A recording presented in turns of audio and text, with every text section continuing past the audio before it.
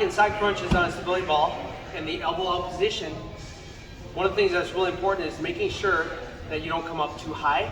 It's really important to get a deep stretch coming all the way down, lengthening out here. But also when you come up, I can come all the way up like this, but I lose the tension.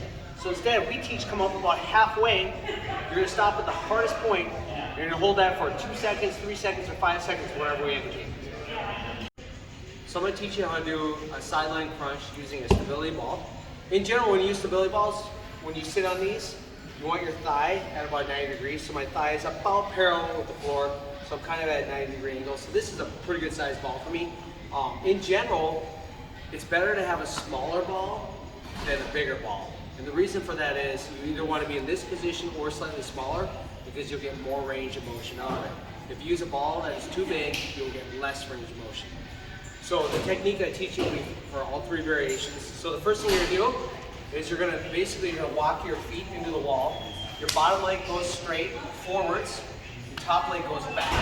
And what you do is you bend your knees a little bit and you're gonna go flat foot, front leg, back leg, ball to foot, okay? What you try to do is you try to put your hip on top of the ball, and ideally you get a little bit of the side of your thigh on the ball, okay?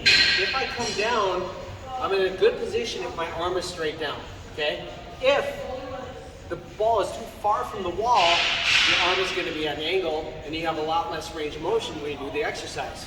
So instead, use your elbow and your hand to prop the ball under your hip and your thigh, okay? Now I'm nice and tall, I'm gonna stretch over the wall, I'm gonna check, oh, this is a really good position, nice range of motion.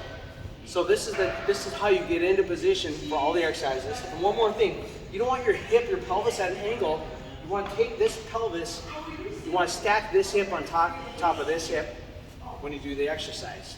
And that's how you do the exercise.